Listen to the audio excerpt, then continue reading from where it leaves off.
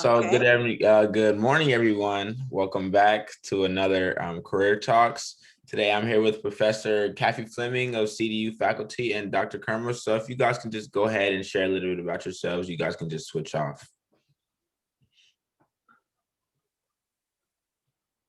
Love to hear about you. Don't be shy. You want us to tell about ourselves? Oh, no. You, Professor. Okay. I'm like, oh, okay. As Reggie said, good morning to each and every one of you. And Ms. Cooper, Ms. Soto, thank you for the opportunity for us to share this time and spend this time with students to share some of the information about ourselves. I am a program director for a summer high school program. I have been working with high school students since 2007.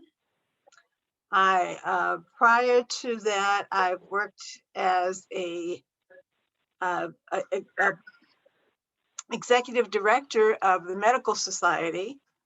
And then prior to that, I actually taught for 13 years at a private school. And then I moved here to California in 1983. At that time, before coming to California, I had taught in the Washington, D.C. public schools for 15 years. So it was only after 28 years of teaching, I decided that I needed a change. And I am married. I have a grandson and a wonderful daughter-in-law. And I've been very, very fortunate to have met many, many friends at Charles Drew University of Medicine and Science. Okay, I guess it's my turn. Good morning, everyone. Thank you so much for having us, Ms. Cooper and Ms. Soto. It's a pleasure to be here today. So my name is Dulcie, and I've been at Charles Drew for 15 years. I'm originally from Ghana, West Africa. I went to Howard University. I think we can share more about our journey probably during the interview, but I oversee the student research programs at CDU.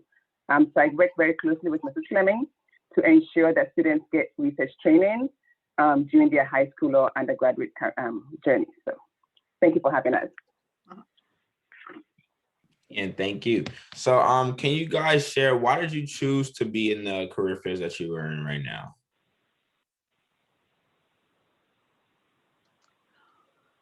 In my case, basically, is that I wanted to continue to work with students. And so I was trying to find, an area that I would feel comfortable in. And I feel that it's very important to let students know that you care about them and their future. And so I found that being a program director and also having worked with the medical careers program at King Drew for so many years, I, just have always felt very, very comfortable in my position because I have, just been able to see the changes and see so many of the young people grow. And so I felt that being a program director and making sure that we can ensure that students have the opportunity to know what research is all about. So I felt that it was very important to continue to work with King Drew High School because I feel that it's one of the best in LA. So. For me, I started off as a biostatistician, which is so long. It's basically analyzing data, medical data, right? Right now with the pandemic, that's what most of us do. We analyze the data so we can tell the public 20% of African Americans or Hispanic have this, right? That's what I do. In addition to that, I oversee the research programs. I went into what I'm doing because I love math and I love science. So I had to combine both. I wanted to go to medical school. That was my goal. But during my undergraduate years, I did some internships and learned about the field of public health. Right away, I switched to public health because I'm a preventive person. So I figured, you know what, I want to be behind the scenes to prevent people from getting sick at the population level. And so I've been a statistician at Drew for 15 years, but in the past, I would say 10 years, I kind of added the additional role of what Mrs. Fleming mentioned to provide research training for students, because that is what exposed me to my career, right? When I was in undergrad, that experience is what got me on the track to be a biostatistician. So that's why I went that way. Thank you. So my next question is, what motivates you both to like work in the fields you work and keep going to work every day? What motivates me is the fact that I see young people, as Dr. Kermahs mentioned. I basically have always been in the field of education, trying to really help others to grow, because my experience made me grow. I, went from one thing to the other. I'm a graduate of Howard University. I have a child development major, and then I got my undergrad, and the following year I completed my requirements for my master's degree, and I was with Allied Health. I at first thought, oh, I want to be a doctor.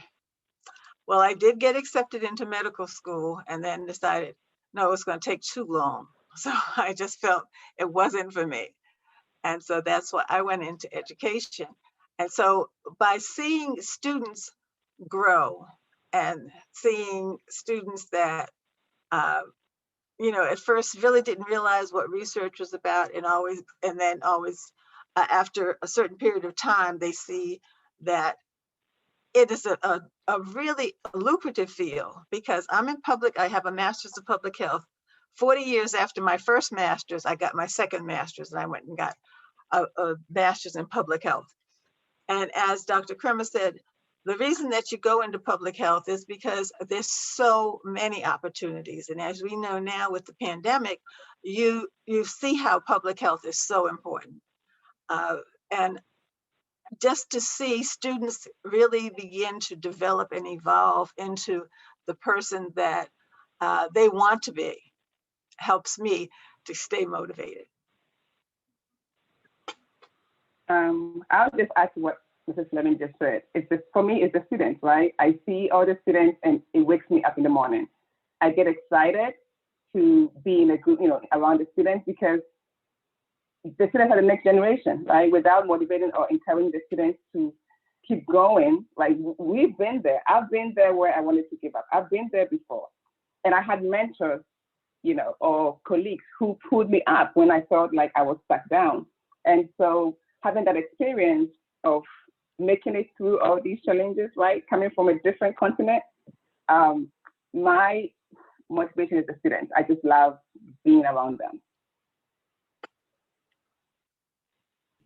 Thank you. So it sounds like, based off of what both of you guys said, you guys kind of had like an initial goal, but it kind of like shifted a little bit. So can you just talk a little bit about how, like, what your original career choice was and when you really saw that shift? Mine basically, I was, when I first started, I wanted to work with young children because I really wanted to go into pediatrics. And so I worked with at Howard at the time that I was in school. They didn't have anything such as early childhood. And so you went into child development. But as a child development specialist, we actually got to work with, we had to take classes down at the medical school. So you had to take you had to take anatomy, you had to take physiology, some of the very difficult courses. And I felt that going into child development was going to be what I really wanted to do. And I did that, as I said, for 15 years, I worked with young children. And then I just said, I think I need a change. And so when I came to California, I did not work for a while, and I was taking care of my son. My son was a toddler at the time. And so I, had to spend some time, make sure that he was doing the things that he needed to do to develop adequately. And then I felt that I needed to I had other skills skill sets that I said, let me just try this. Because rather than staying in one field, I thought it's very important to think about when you go to school, you think that you're going to stay in, this is what I'm going to do for the rest of my life. It's not like that. You have to be open and realize that you change with time, events. It may be that an opportunity comes along, and anytime they come along and it knocks on your door, take advantage of it. And then, but you have to feel free to try those things. And then that way you change from what you originally thought you were going to do. And then you realize you can do other things. And then as you grow, don't ever go to college and think that this is what I'm going to do for the rest of my life. Because most people, it's not like that. You may be there for several years, but you don't necessarily have to stay in one area. I just found for me, I needed a change. And so that's what happened to me. So for me, very similar to Professor Fleming, I love kids. I love being around children. And so my career goal, I remember my grandma said, what are you going to do when you grow up? I didn't know when I was 10, right? She said, well, you love kids. You love science. How about being a pediatrician? At the age of 10, I didn't know what that meant, but it sounded amazing. So I said, okay, I'll be a pediatrician, right? So I go to college thinking I'm going to be a pediatrician. And then, as I mentioned earlier, in my third year, so I was a pre-med student. In my third year, one of my professors said, hey, Dulcie, what do you want to be? And I'm thinking, a pediatrician. And he said, are you sure? I said, yeah, that's what my grandma said I should be. And he said, you love math. You love math. So think of a career that will really involve you doing math. At that point, this is what, maybe 20 years ago, I didn't know what I could do with my math degree, right? I love teaching, so I thought I'll end up teaching. And he said, think about public health. And I'm like, public who? I didn't know anything. This was 30 in college. And so he introduced me to an internship at Cornell University. It was cold, but I went. It was amazing. It was in biomath. Boring, I didn't like it. But then I didn't stop there. And through that internship, right, I met another professor who introduced me to another internship at Harvard University. So I did that in biostatistics. And once I did that project, it was like a bulb just lit, like, this is my life. And it was just because the project I worked on, this was 2001, 20 years, yep. The project I worked on was how to prevent children for getting episode of seizures. And for me, I was interested in that, how to prevent something. And so that was it. That was my turn. Once I finished Howard, I applied to UCLA, got into the master's program in public health, then got a job at Drew, being a biostatistician. So that's how my career path changed. And I love what I do. But again, after 10 years at Drew, working with students, I decided to go back to school so I can develop the skills to do what Mrs. Fleming is doing. How do I develop programs, right, to help students get a research stream that I got in college? And so I went back to USC and got my EDD in leadership. So that's how my career path is going. And I'm not done yet. Next thing you know, I may be a lawyer. I don't know. But I'm going. I'm still going. I'm not done yet.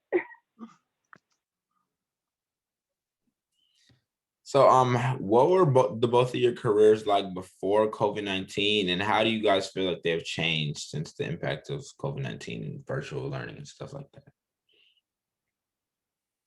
Well, to be honest with you, COVID-19 has made me almost dislike a computer.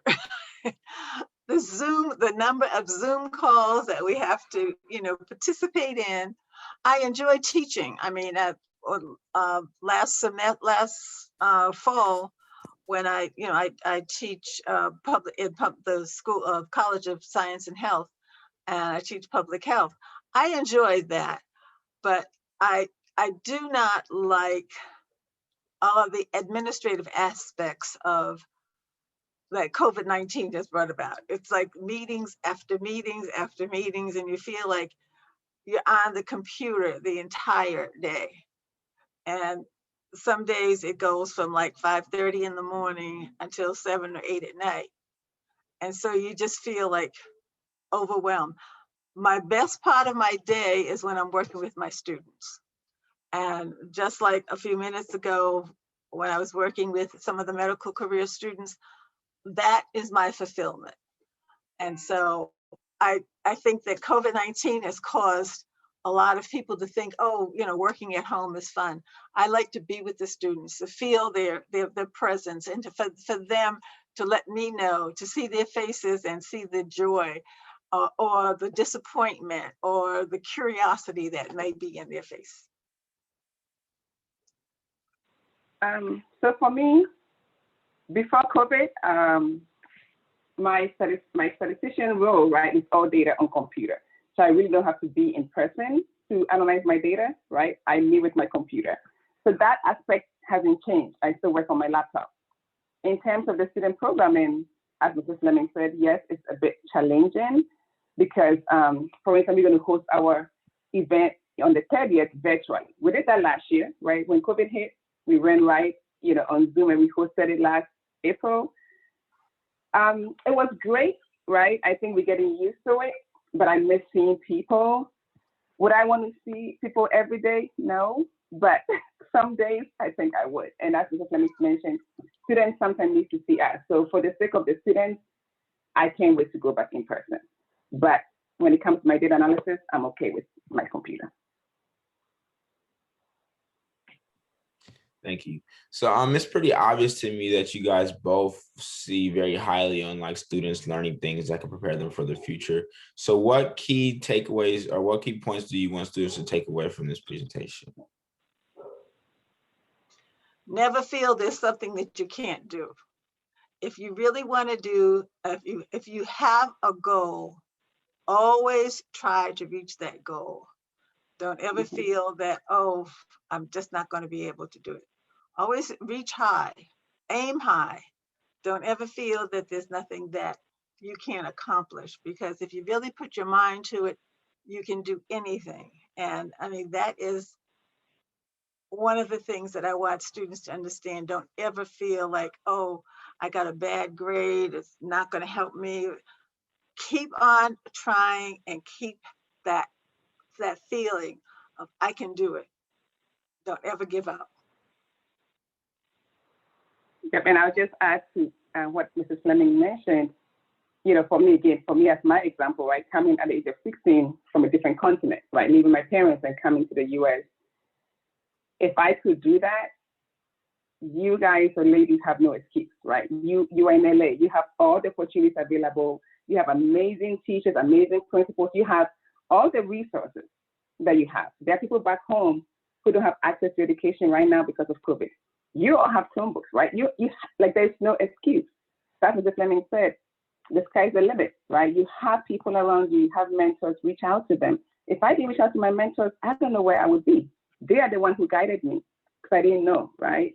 And one thing too is utilize your peers, your friendships, right? Let's stop the fighting and all those dramas, and try and help each other. We are a team. All you got is each other. When I had my internship at Cornell, one of the students I met, she went to UCLA, so guess what? She was my roommate. I didn't know that, but me going to college with somebody I knew already from a summer program was a blessing. So you don't know who you're sitting next to right now. You don't know if that person is the next president, the next CEO. You don't know who is sitting next to you. So make sure you work with whoever is close to you.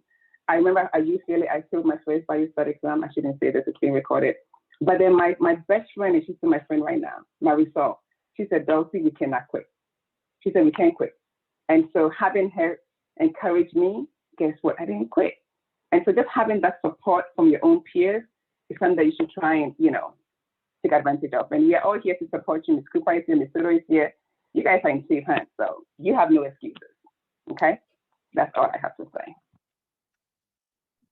Thank you so much. And my last question that I have for the both of you is can you just tell me like a typical day in your career field? Like, what do you do? Like, what time do you start? What time do you, I mean, get off of Zoom or clock out? But yeah, just like, what is your typical day like? Well, my typical day usually starts by 6 o'clock. It's or before. I mean, it could be 5. It could be 5:30. But by 6 o'clock, I'm usually on the computer. I'm usually trying to start my day and kind of plan it. I think one of the key things that I hope that all of you remember is very important to try to be organized and use time management. So I have a calendar that I just keep, and I know I have this to do today, I have that to do. So what I try to do each day is when I get up and get onto my computer, I have my calendar there. I know exactly what my day is going to look like. So it may be like this morning, I had the medical career students, then I had this event, then I have another event at 1:30. And so you have to really organize your day. So my day runs depending upon the day of the week or the committees. I have certain Tuesdays, I have meetings all day, and then my last one goes from 3 to 4:30. Then we have some Tuesdays, we have we have a faculty forum from 5 to 6:30? 5 to 6, when we have a faculty forums. Then we have committee meetings.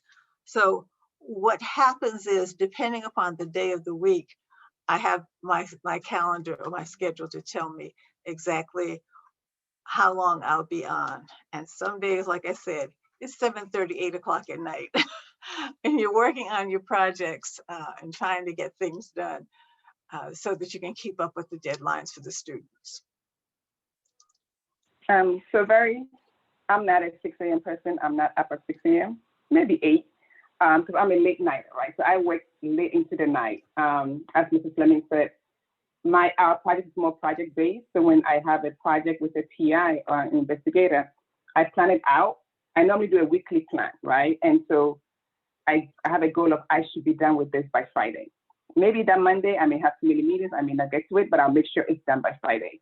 As a statistic, my statistical role is analyzing data. I work with people, they give me their data, I analyze it, get back to them, we write papers. So that's my statistical role. But when it comes to my director of the research programs role, then it's, making sure students are working with their mentors, making sure they're meeting with their mentors, making sure their projects are working. And so I have both roles, which is amazing. When I get bored with one, I jump on the other one. But as Mrs. Fleming said, it could be all day, or it could be, there's some days that I work only 2 hours, and there's some days that I work 24 hours, right? So it's a balance. It depends on what you have on your plate. Yes. And usually no days are the same. Usually. Well, thank you. That's all the questions that I had prepared for you guys. I want to open it up to students. Students, feel free to type any questions you have in the chat or unmute your mic. Yeah.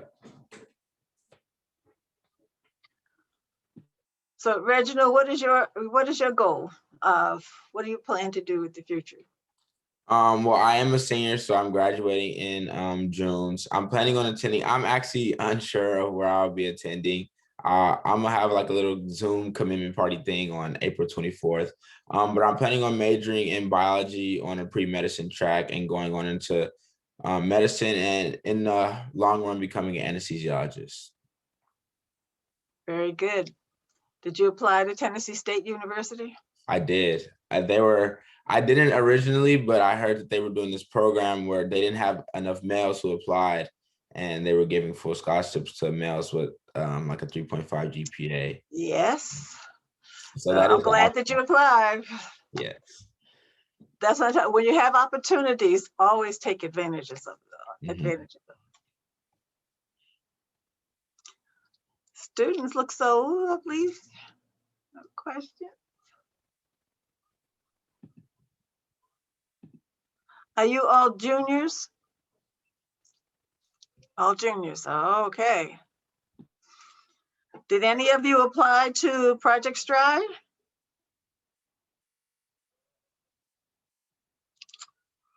Oh, that's a research opportunity. A summer program where you can get paid.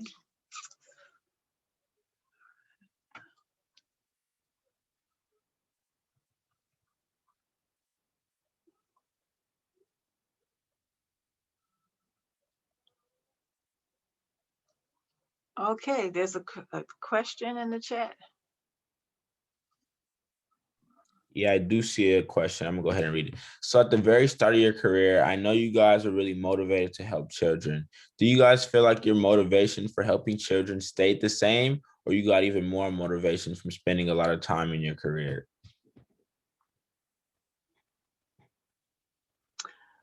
Well, I have become more motivated because I see all the potential that the students have now. And there's so many more opportunities. And I see as the years go on, I see the opportunities that have become available for students. And so it really motivates me to work more with the students. And I think that, things like, where are you going to college? What do what are your interests in? How can I help them? Is there something that I know, a program that I know about that may be in your field? And those are the things that have kept me, and it has changed as you get old, as time goes on and you become more knowledgeable about programs and events for students. It has motivated me to stay there. So same here. Mine has increased. I know I mentioned that I'm still going. I'm not done yet. My dream is to have my own school. That's my dream. And why? Because, as Mr. Fleming said, students motivate us, and so I want to have my own school whereby I can really teach the students how to do research. That's my dream. I don't know when that's going to happen, but yeah. So my motivation hasn't changed. If anything, it's increased.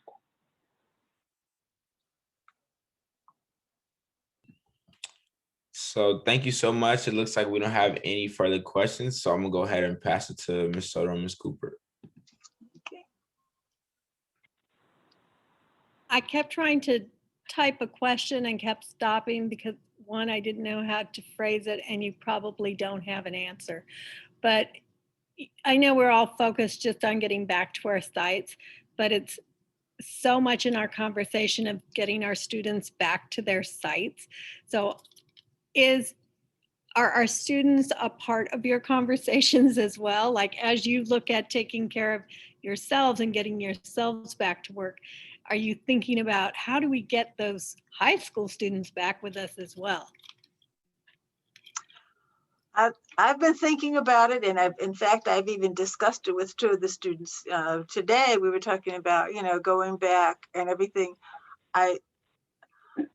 I still have a lot of hesitancy about this whole pandemic because there's so much unknown to so many of us that I don't feel comfortable just saying, okay, it's okay to go back to the classroom. I really want to see those numbers so low that I know that the pandemic is almost over. Right now, I still have some hesitancy about why students should be returning to classrooms.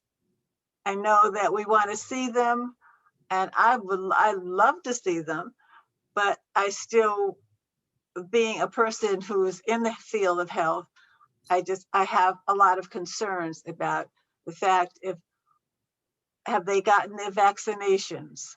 How, have their families gotten their vaccinations? How are things going? There's so many things right now. They're just opening up for students, and for people 16 and up. But how many students have gotten their vaccinations?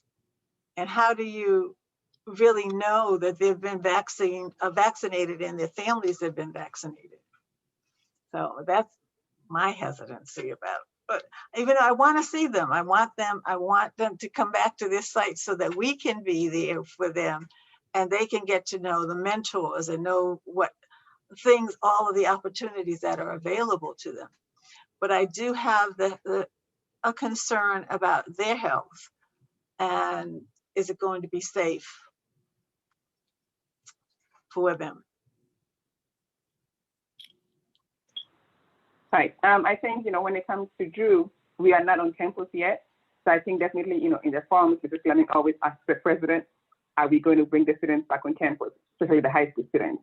And, the answer is always have to follow the, the protocol or the guidelines, right? So I think, as Mrs. Fleming said, we will not bring them on campus until we know it's safe for them to come. And who knows when that's going to happen? We don't know. But definitely they are in our conversations on when we're going to be able to have them on campus. Campus, yeah.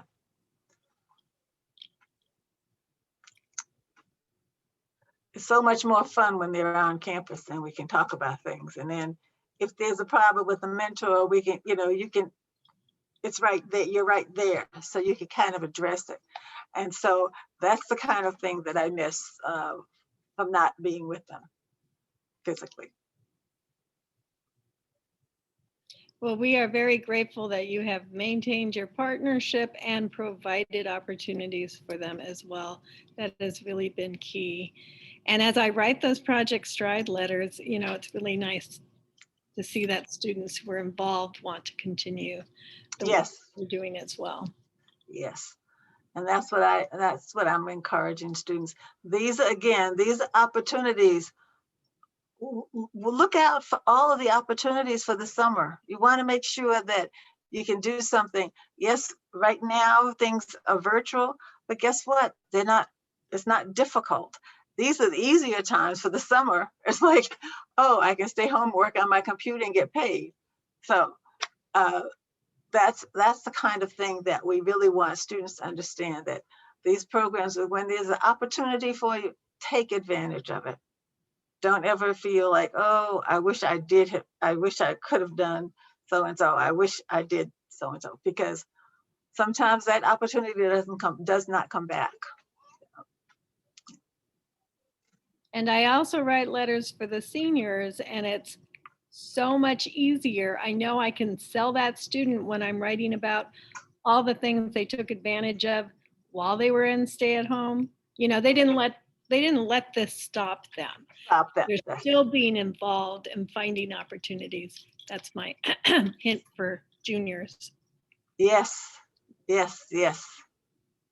gotta still make sure that this is. And I can back that statement up. Ms. Cooper wrote me an amazing letter of recommendation, got me accepted into a lot of schools. So, definitely take advantage of that. But what I will say, also took advantage of summer programs virtually last year. So that was really on the edge when, not many programs had figured out how to bridge that gap and actually make programs for the students. Right. And that's why with Project Stride, I had the option not to have the program or to do it virtually.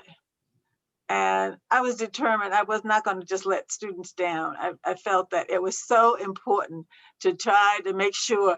And it took a lot of work. And Dr. Kermah will tell you, we had to work extra hard, because when it's virtual, you have to keep up with the students, you have to keep up with the mentors, and you don't want them online the whole day, but you do want them engaged in activities so that they did synchronous and asynchronous activities. But it was, again, the NIH program that I work with over at UCLA, we couldn't even have the program.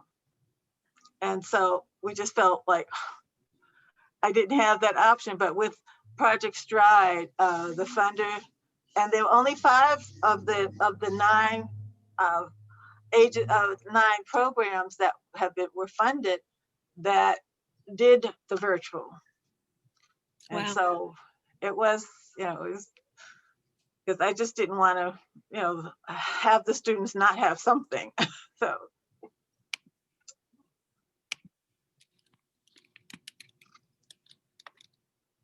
Well, thank you very much for your time. We are really appreciative of you giving your time and coming to talk to our students today. Thank you for having us. Thank you. Thank you so much for having us. We truly appreciate the fact that And we're here for King Drew students, though. King Drew. Yep. Always remember that, you know, even if you're not in some of the programs, once we get back on campus, if there's ever a problem or something you want to discuss, please feel free to reach out to us, because we're there, and that we're trying to make sure that you can do those things that you want in your future. And you know, Ms. Cooper and Ms. Soto have our email, you know, our contact. So if you have any questions, you want to learn more about what we're doing, some of our challenges, just reach out and we'll always, you know, meet with you. And thanks, Ms. Cooper and Ms. Soto, always for being there for us. Thank you. Thank you always. Thank you so much.